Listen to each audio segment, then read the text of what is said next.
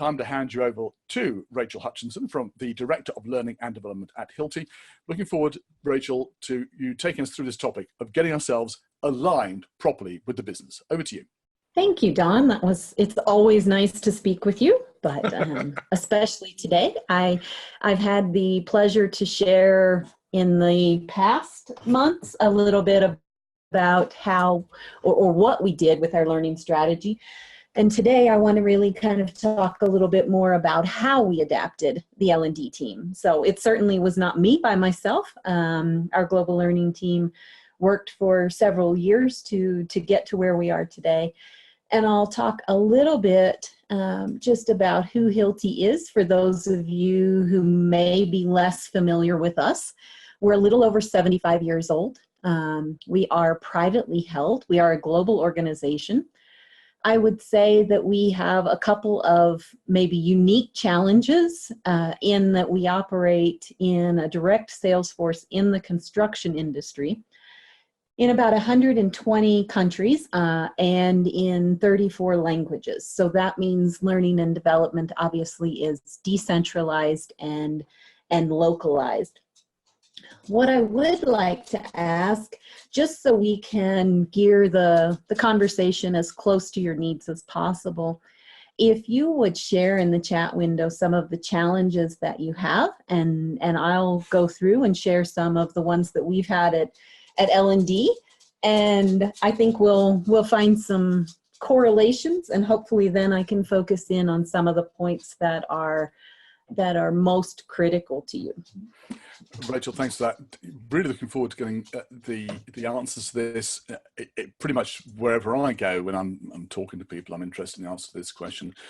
Dealing with stakeholders, because after all, it's by dealing with the stakeholders that we can align to the business, and without dealing with them, then we really don't know what it is that the business wants. But while people are just thinking about their answers and typing them into the chat window, and don't forget to send to all panelists and attendees, we've got some answers coming through already.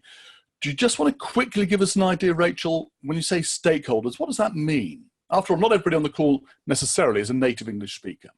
Perfect. Yes. And actually, I think, it's funny because that you asked that, because we do have that conversation internally a lot. Sometimes we think of stakeholders as only the top management people in our organizations and things along those lines. For us, stakeholders really means all the way across the chain. So it's anyone who is involved in potential learning solutions. That can be somebody at top management who is requesting some changes to be made to the performance in the organization. That can be the learner who actually experiences it. Or it could be other affected departments or parties across the organization. For us, they're always internal.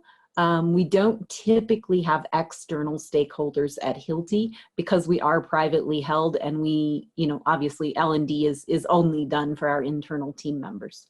That's really good. And I think, Rachel, you've hit a very important point there, which is that very often, don't we think of stakeholders as being the people at the top, but it is everybody who is affected by or who might affect an implementation of some training intervention or learning intervention. So it's actually pretty wide-ranging, and indeed it could extend outside the organization. Please don't forget to send to all panelists and attendees. Rachel, we've got some answers coming back already. Faye is saying, and I think this is something you'll recognize, they just want a course to fix something that's more than just training. And it's so often the case, isn't it? We know that performance is a function of many things, including, yes, ability, but also motivation and the environment. But people very often fix on training as their way to get through something. Saf says, our challenge is the inability for stakeholders to commit time to L&D due to the time they spend with clients on consulting projects.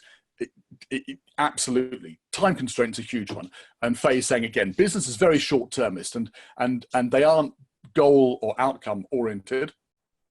And Hema's adding, the challenges are incentive structure to promote organizational learning and capability building and capacity building problems. So there's a series of different issues there, Rachel, which you may recognize. Short-termism, the inability to commit time, and also the way things are structured, that things aren't structured to give people any incentive to go and build capability.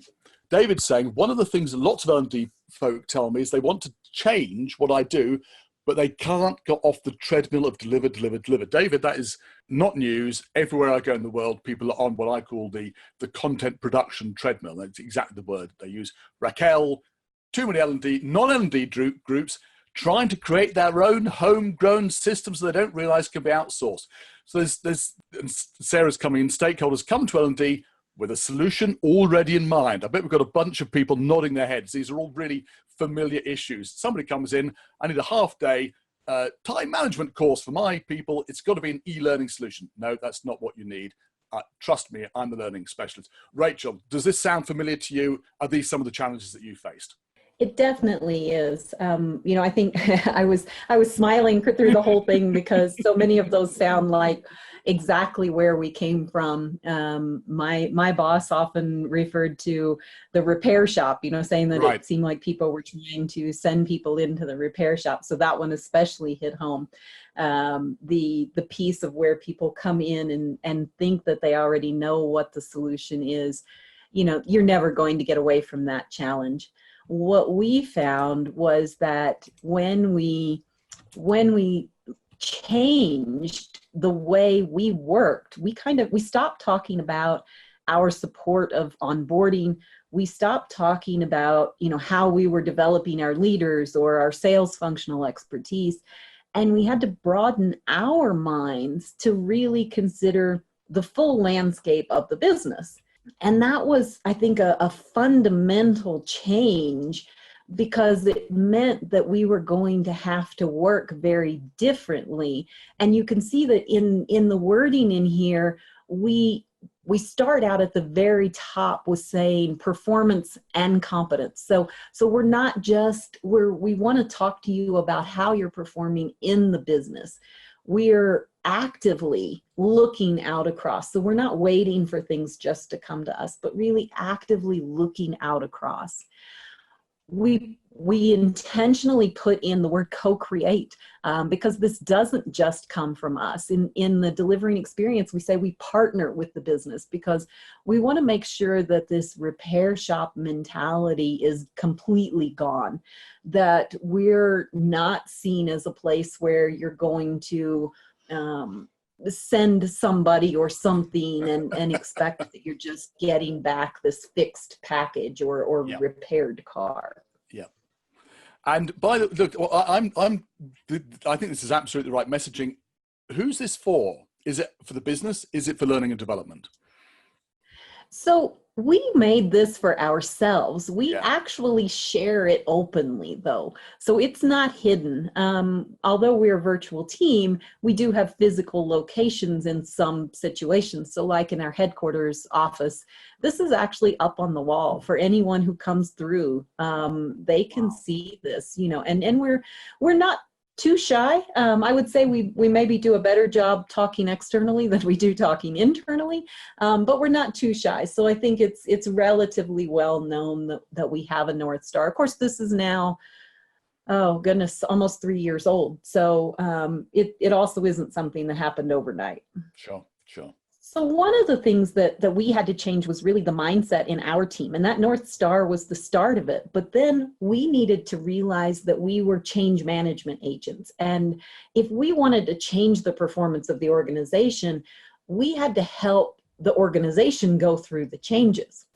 And this relatively simple model shows that we had to first ensure that we started having the conversations with stakeholders about where we are as a department, as an organization, depending on who's coming to us or who we're talking with. The scope of that may be bigger or smaller.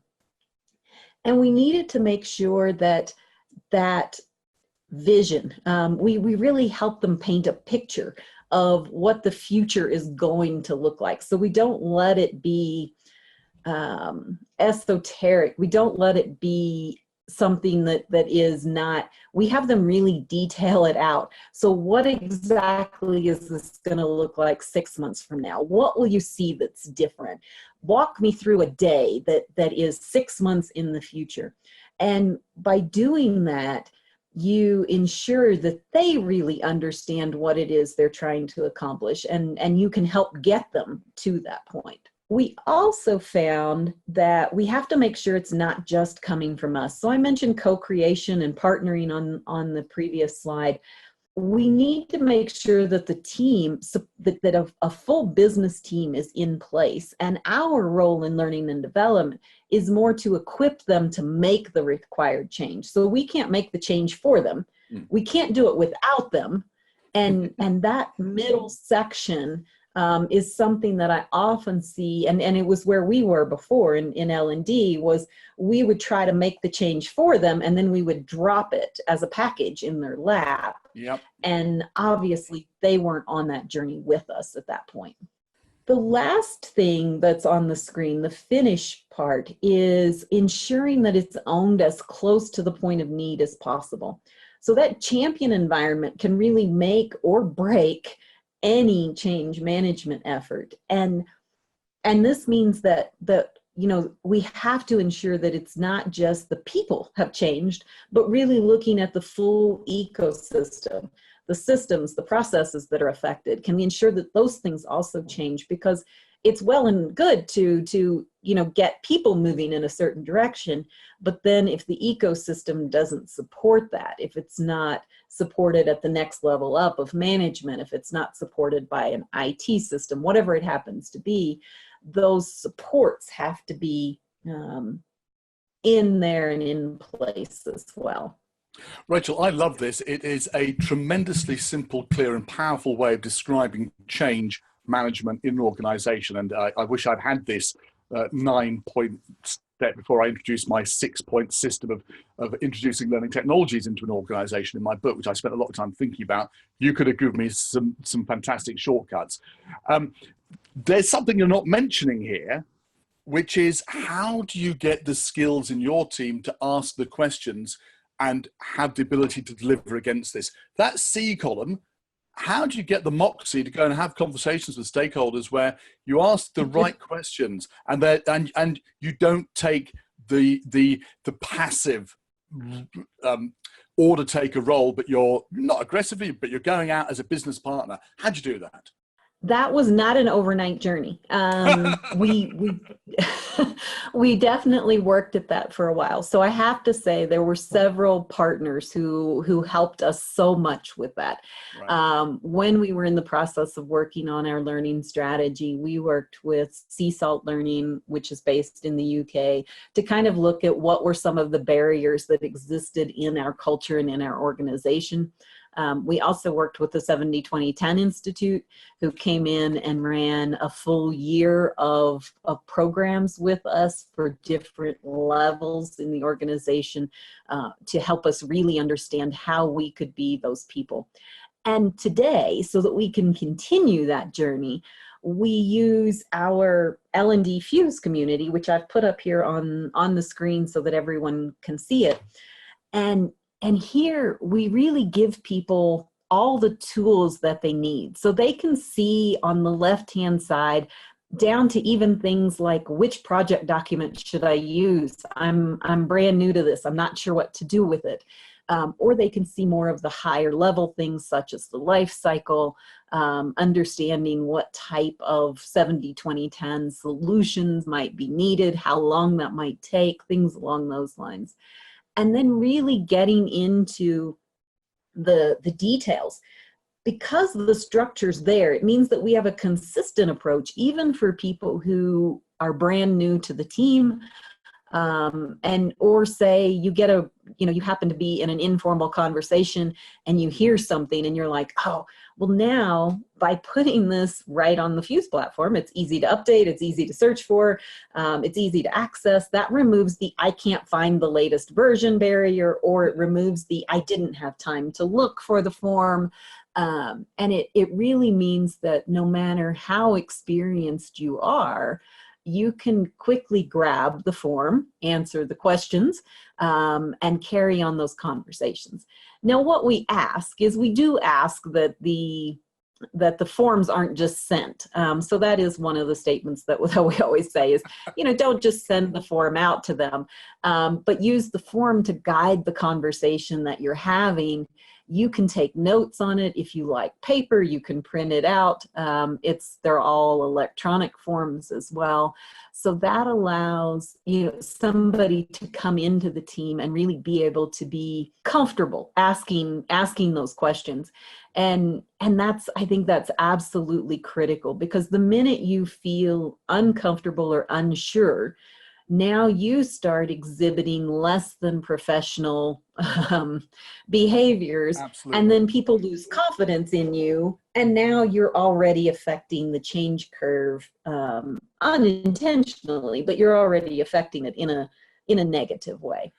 Rachel, I love this idea that the process is here and it's extremely well supported, as you've shown here, but you absolutely recognize that the process gives people the confidence to go out and represent the department in the right way. What happened right at the beginning? Can I ask you that? You didn't have all this in place. So the first time you had the conversation, did it all go swimmingly? What happened? It didn't. And it was kind of funny because we actually built these. If these questions are uncomfortable, feel free not to answer them. But yeah, what happened? No. So the interesting thing is that we didn't have these forms to start with. We had the project process overview, the first 3 items. We had most of those things identified as to how we wanted to work. Everything else we've built as we've gone. And the way we built it was, I would be taking notes while I was having conversations with some of the stakeholders. And I realized I'm asking a lot of the same questions over and over again. So I just started kind of keeping a little notebook of, it's a OneNote, but still an electronic notebook of the questions that I was asking and noticing the variations in the differences. Well, then, somebody would join the team and they'd be like having to have their first conversation. I'm like, oh, here, you can just use my notes, and that'll help you guide your conversation. And that, between that and hiring an excellent project manager, I think those 2 things kind of came together and said, okay, let's create the structure here that allows us to have any person who needs to do this easily able to run through and accomplish that. Perfect. And that led to which project document should I use? Because obviously, for something that's relatively small, short-term project, you don't necessarily need to go through all of the things that you might go through with a major change initiative in the organization. Yeah, absolutely. And I think very often learning and development saddles itself with the idea that you have to use the same process for everything. No, you don't, of course not, as you very rightly said. Excellent. So sorry for throwing that curveball question at you, Rachel. No, it's a great question. It's absolutely a great question. I think the next thing that we had to implement, and this we learned the hard way also, is that we needed clear sign-off points. So this means with different stakeholders, depending on who's responsible for those areas, that may be a different person signing off. We needed to, so we actually start, before we ever agree that we'll take on a project, we have a go, no-go ourselves. So we first look and say, is the root cause of the specific performance issue something that can be solved, at least in part, with a learning and development solution? And then we say, is it something which we can prioritize high enough in order to get resources from our team? So that's the very first, that's kind of gate 0. Before we go any further, we look at that piece. Everything after that point requires sign-off either from a stakeholder or from a steering team to ensure that there is clear alignment. Again, go back to that see, move, finish. Remember when I said in the move phase, we've got to make sure the whole team is aligned and headed in the same direction, or the finish won't happen. And so these milestones really let us take a look at and see, is there something that needs to be changed or adapted throughout. The reason I say we learned this the hard way is because we actually did not used to require any type of formal sign-off. We're a pretty informal company. We all know each other, things along those lines. But what happened was we would find scope creep occurring. Yep. So that we would end up where we were, trying to create a solution for something which the scope had changed 6 times. Or we would think that we had agreed upon, who were our most critical personas or audiences that were being focused upon. And then partway through, you would find another group was being added, or, most frequently, I think for us, was we weren't communicating broadly enough and far enough in advance. We run sprint projects, so we break everything into about 12-week sprints. And a lot can happen in 12 weeks of misunderstandings across the organization. That can be something like a misunderstanding about translations that are required. And in a 12-week phase, you can completely, you've just lost 3 months for translating a solution, which then is going to affect your rollout plan. Those types of things were occurring, and that's why we're now adding in this point. We've just added this in 2019, that we do have each of these gates signed off on. So, Rachel, can I ask a couple of questions? Actually, I'd like to ask one to the audience first of all. Everyone in the room, to me, I've seen over 20 years, I've seen a lot of implementations of training programs, and I've seen exactly what Rachel's talking about, scope creep in particular, where things just get bigger than they should be, or they move. Can I ask everyone in the audience, let us know your feedback in the chat zone. Does this look over-engineered to you? Does it look right to you? Would you feel confident using a series of gateways like this in your organization to approve the different change points in a project? And if anybody's got any content, I'd love to have some feedback on that.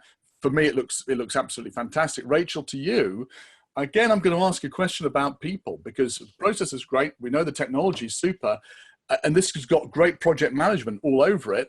But what about pushback?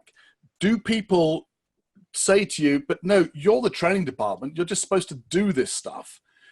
Was there an expectation in the beginning that you would naturally jump through the hoops for people? Was there a pushback against this? Definitely. There definitely was a pushback. And the funny part, though, is that some of the people who pushed the hardest in the beginning are now our biggest fans. Because right. Now they see the benefit of having the ownership inside their own teams. They see that their solutions are much more aligned to the actual need, and that their solutions are much more accepted by their people because they're coming from people who have expertise in the various topics, as opposed to coming from an L&D team that, we transfer people in and out of our team pretty frequently from the business to try to keep really in touch. But nonetheless, 18 months out of sales is a completely different environment than what you experience the day-to-day challenges of the sales team and the work with the customers. So I think there, it's a matter of realizing that, number one, we don't send them this document. This is an internal only document right. for us to know where we are. So in no way do we ever say to them, look, you're going to have to go through 7 gates with us to make this happen. What we do is instead, after we have, and I'll run through an example of this so you can see it. We get the request. After we get the request, we ask questions. We come up with now a project charter. We go to them and we say, okay, here's what I've understood. And this normally happens over the course of, it can even happen within one day. So it's not like we're extending the time by any means, but we go to them and we say, this is what I understood. Did I understand you correctly? And are we headed the right direction? I would say 100% of the time, we've now had really positive feedback where they look at the charter and they're like, oh no, you misunderstood me here. Or actually, you know what, now that I see it in writing, I would say we need to focus more in this area, or this KPI is not going to tell us what we actually wanted to see. So I think that we have to make sure is that these are not the kind of documents that you take and show to your stakeholders, or make them realize that all of these things actually have to happen in order for, because there's nothing in here that doesn't need to occur for a learning solution to take place. They just may not need to know all of that level of detail about what has to occur for a solution to be implemented in the organization. I love the idea that the most ardent critics, very often, and this is the case, they become your most positive supporters because they're the people most invested in it. That's why they were criticizing. Win them over, they become really strong advocates for you. And I love the idea that people are looking at this and saying, actually, now I see it in black and white. Yeah, we do have to change it. How often does that happen? I know in the work I do, it happens a lot. So getting it down in black and white makes a huge difference. Got great feedback from David, Faye, and Jenna says, I love the idea, but I wonder how it works for business now stuff. So suppose you've got something that's really urgent. Do you go through all these steps or do you have a different process? Rachel?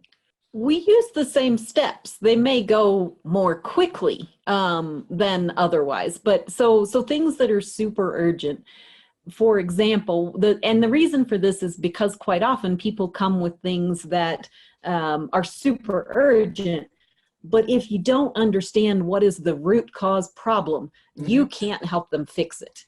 And I think that's the critical piece, is that when somebody comes to me with something and they say, this is really urgent, you know, we have to make this change immediately because we're seeing people fail. And I'll just take a really generic soft skills kind of thing to say, you know, we're doing product board presentations and everybody is doing awful. I mean, none of the presentations are being approved. And so we need a presentation skills class. Well, we could, of course, offer them a presentation skills class. But then what's the problem if you actually find out that there's a misalignment between the product board reviewers setting the expectations for what is supposed to be discussed during that product board? Presentation skills isn't going to help that at all. So that's why it's really important to understand and start at that step zero of what is the root cause of what we're trying to correct. Because in that case, it's absolutely not a presentation skills issue. It's an understanding between the product board and the presenters of what are the expectations. That's just a communication issue. We may find other issues as well, but we certainly shouldn't start by thinking that people are incapable of doing their job. And for me, when people say it's a presentation course we need, or it's a time management course, those are two big red flags that say, no, there's something else. I'll just quickly run through, because I mentioned this a little bit, that these are just the types of things that we use to guide the conversations. Now, then we have our people still mail it back so that we have it in one location. And the reason for that is because then we store these things in case we find that we get multiple requests. So say a learning business partner fills this out and then sends it into our mailbox. And another learning business partner from another area of the business also does this. Now we've got a common location where these things come in together so that we can ensure that we're not working on different things. This was important to us because we do have an entrepreneurial spirit inside Hilti, which means that quite often things run without layers of management approval, etc. And so that's why we put that in place to kind of make, again, so that things could move very, very quickly without having to necessarily have all of these manager sign-offs and everything. And this is really just like a very initial conversation that might occur with people where we look at it and we kind of say, okay, you know, here are things that we can see that are occurring in different areas of the business. We could actually combine these into a larger project that would affect more of the organization. we take this form and then we start with what we call is a project discovery guide. And that's where we look at the business challenges, where we want to be, and then kind of start looking at what are the things that influence that environment, that situation. So I could be looking at something like sales, for example. If I'm looking at a sales challenge and it's taking us too long to get to key decision makers. So the challenge is that I'm not getting to key decision makers and I'm not converting enough of my meetings with decision makers into sales. So I could then say, I now need to look at it and say, it's taking, the current performance is it takes 10 visits to even find out who the decision maker for this topic is, and then another 2 to get to him. Our desired performance is that within 2 visits, we know who is the key decision maker. And we still give ourselves those 2 more visits to get into that decision maker. So we're being very specific now about what is the performance that is there today and what is the performance we want to achieve. Does that make sense so far? Yeah, it totally does. And I like the emphasis on the decision maker and this whole discovery phase. You know, generally, Rachel, not just in learning and development, but certainly in the field, we tend to jump straight to the solution and we omit the discovery phase altogether, which means you produce a great solution for the wrong problem. This is crucial. Exactly. So then we have to say, okay, so now I've got to also look at what are the things that influence that. So there's a lot of things that could influence it. In this case, it could be system information. We could have bad information inside our CRM system. It could be that we have not clearly identified the right parts of the organization to focus on with our sales calls. But we need to know that before we start jumping into the next phase. And the next phase is where we now actually look at the project charter. So this is where all the information we gathered in that discovery phase comes together into one document that says, here's our purpose, here's what we want to achieve, and here are the KPIs that we will use to ensure that we have actually achieved it. This is critical because if you don't know what those KPIs are, then you can't design a solution for it, but you can't test your solution against those KPIs. And that's kind of where we were in the past, is we were in a situation where we would design a solution, but then people might say, okay, the solution still doesn't work. Well, it worked for what we understood the need was, but because we didn't have agreement on those KPIs, we maybe had a misunderstanding about what success was. And then, as I mentioned earlier, this is signed by the project sponsor so that we're sure with them and with us, so the whole team is on the exact same page about what it is we're trying to achieve. This is not the how we're going to achieve it. This is the what. And I think that's maybe a critical thing to note, is that we don't get into how we will achieve the success at this phase. This is simply, this is what you and I on the same page on the same topic. Rachel, I just want, can I just quickly say, Rachel, I know we've got more stuff to get through. I just want to say that charter for me is gold dust. And I think every learning and development department should be using one. And at the end, if we've got time for Q&A, I can ask you questions around how do you get to the stage where you feel confident to get through to that. David says, I love the discovery phase. I think it's absolutely right.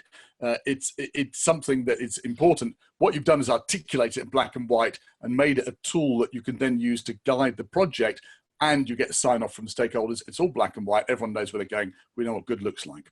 Exactly.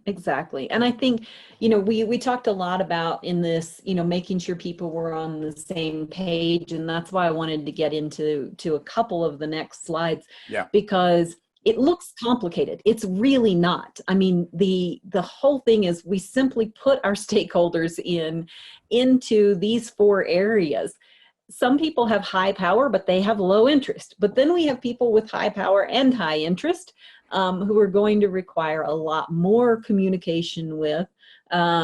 We need to make sure that we know who fits into those boxes so that we communicate with them appropriately.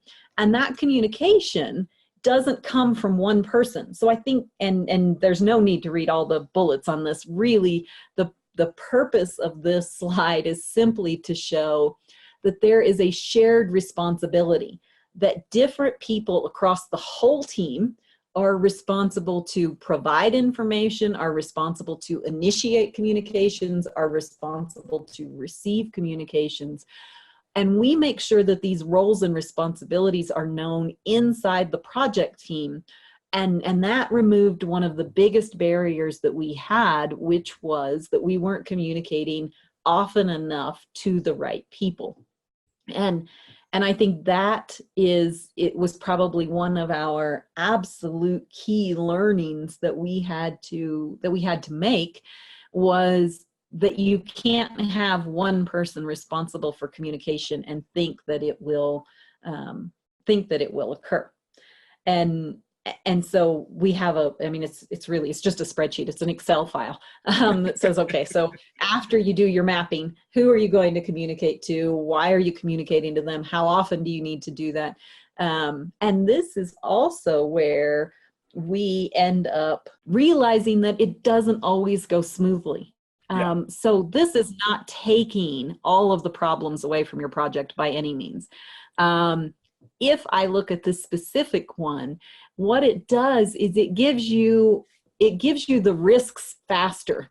So it lets you understand that if something is going to affect your project, you have a little bit more lead time, a little bit more warning about it. And you can pick these types of things up because you can say, okay, I communicated with my stakeholders. In this case, on the first line, I communicated with the stakeholders about our learning approach, and they were not comfortable. So I've now got to step up. So I go add this to the risk register and say, we've got to step this up. Now the whole team understands that that's a risk that's been identified from the communication plan.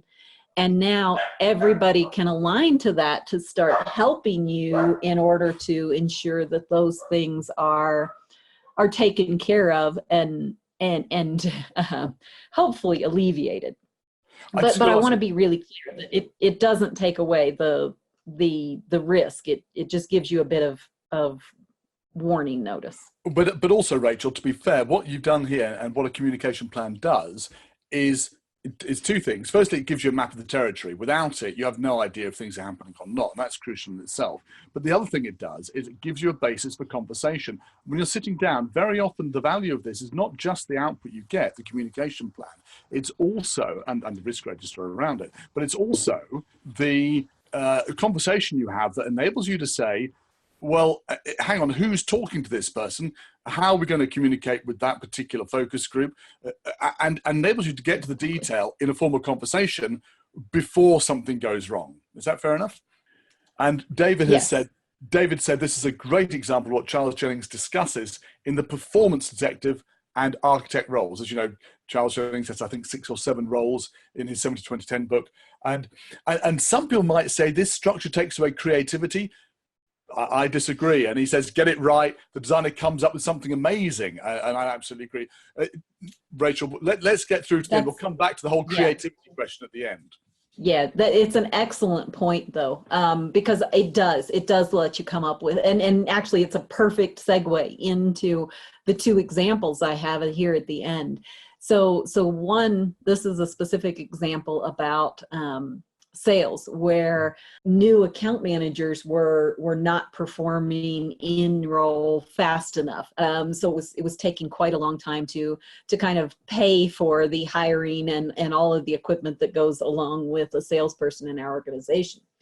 Now, in our old methodology, what we would have done was we would have immediately started saying, okay, hang on, we either were hiring the wrong people or potentially, we need to train them more. But what we actually found was that by looking at it from this perspective and thinking about what is the business gap and where are we trying to get, the solution was far more creative. And this was actually done, we initiated this inside our Region Asia organization to start with. And they took such a creative approach. They have people doing much of their learning on the job. They started creating opportunities for people to easily and quickly look up information. So by giving them access into their onboarding Fuse community, they could quickly search for demos of a specific tool and watch it in 2 or 3 minutes before they walked into a customer site.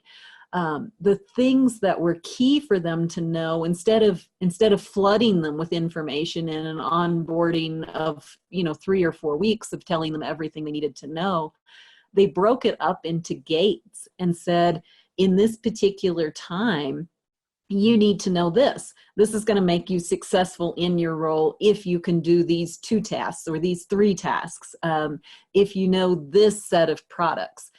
And that was a far more creative solution than we would have taken in the past, where we would have said, okay, we need to revise our onboarding program, and we probably would have done something like extend the time of classroom time. Well, all that's doing is actually increasing your problem, because the more days you take people out of the field, the less selling they're actually able to do. The less selling they're able to do, the less confidence they have in their ability to sell, the less experience they have. But by taking a separate approach and saying, okay, we actually want you to visit 5 customers and try to demonstrate these 2 tools. We want you to visit 5 customers and we want you to practice asking open questions. We want you to visit 5 customers and we want you to find out what it would take for this customer to utilize our fleet management service, for example. Now they're doing things that are really, in role, you're increasing their competence and their confidence at the exact same time. Awesome. I love it. I love it. And of course, the other thing is you extend the classroom time. Guess what? You've just made the whole thing much more expensive as well, because they're out of work. They're not bringing the cash in. So there's a huge opportunity cost there as well. Exactly. And that's an example from sales. I also have one as well for which is brand new. We've just launched this program in September of last year, but it's how we onboard new team leaders.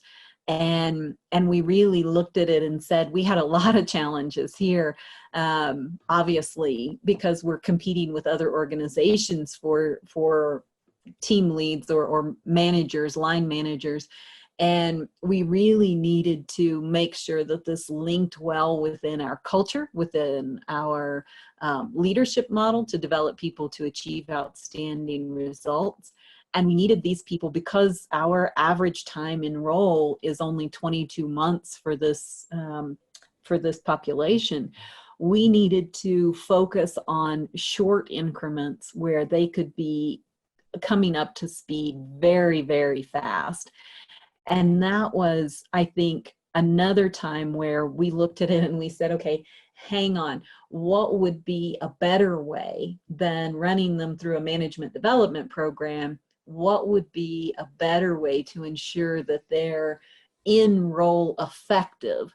And so the creative solution in this case was that we designed a program in 90-day increments, and in every 30 days, they can't have more than 10 tasks. And these are not learning tasks. These are business tasks. So these are, for example, you need to run a team meeting. And then you have the possibility to link to clear learning assets in case you don't know how to run a team meeting. But maybe you came in from another organization, you already know how to run a team meeting, or maybe you've been a team member in team meetings or a facilitator of meetings. So you don't have to learn things that you already know, but you have the opportunity to learn those things that you that you don't know, that you're not bringing with you in your backpack already.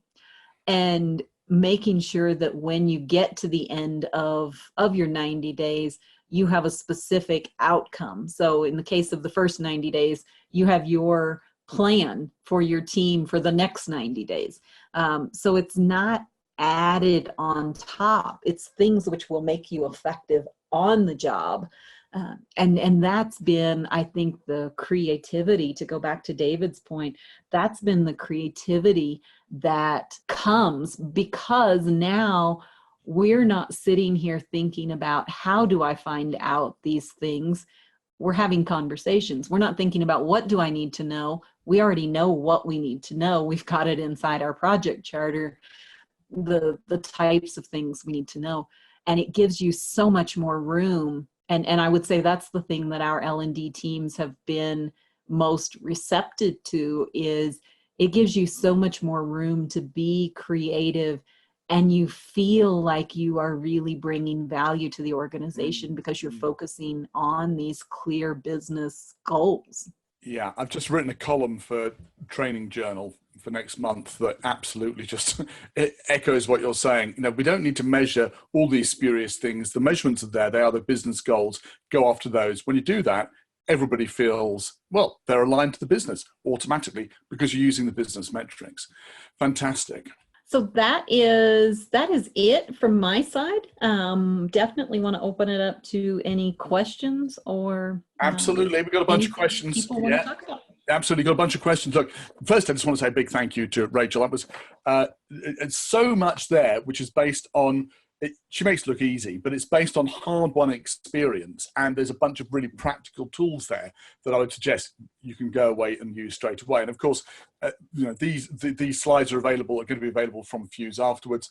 But also, I would ask you on the back of that, Rachel, what do you wish you'd known at the start?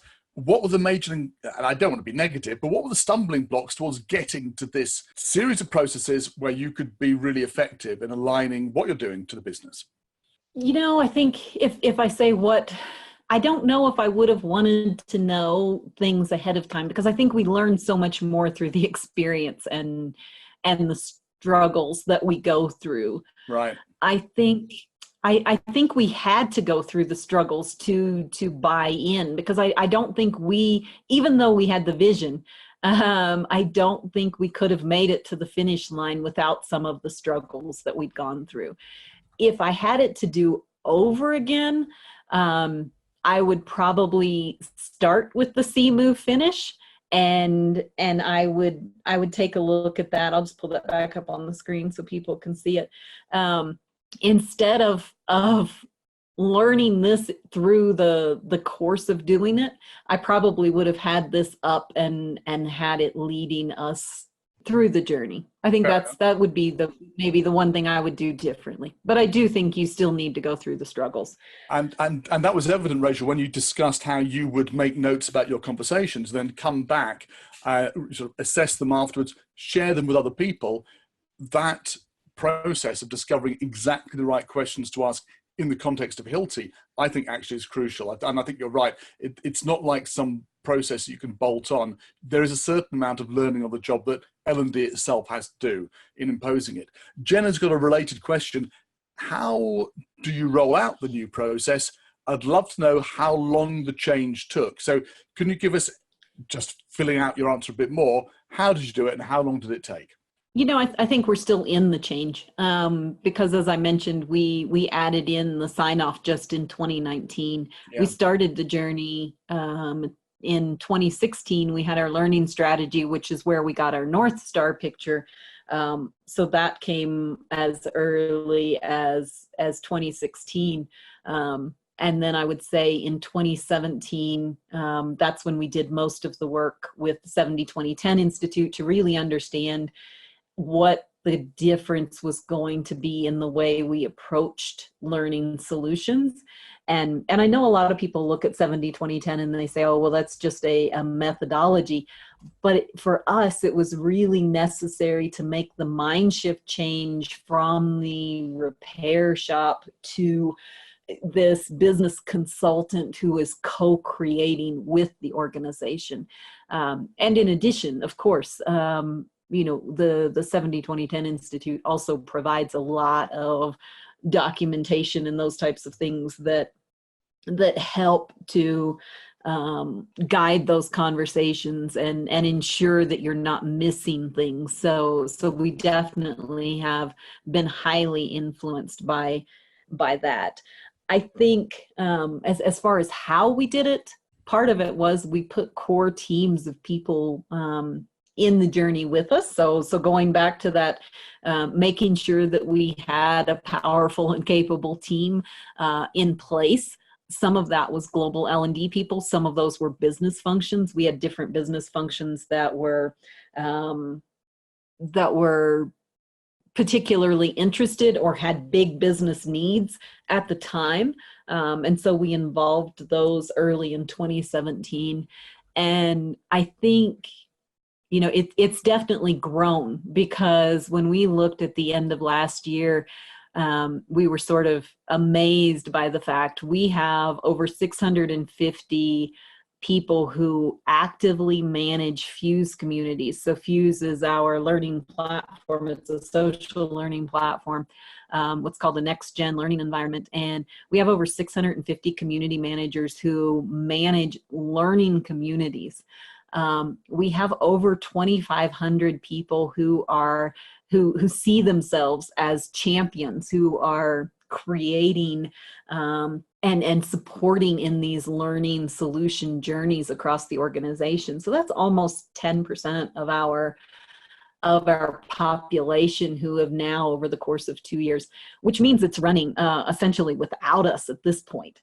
We can continue to change and adapt as needed, but it definitely was something which required many people to buy into it and to take ownership.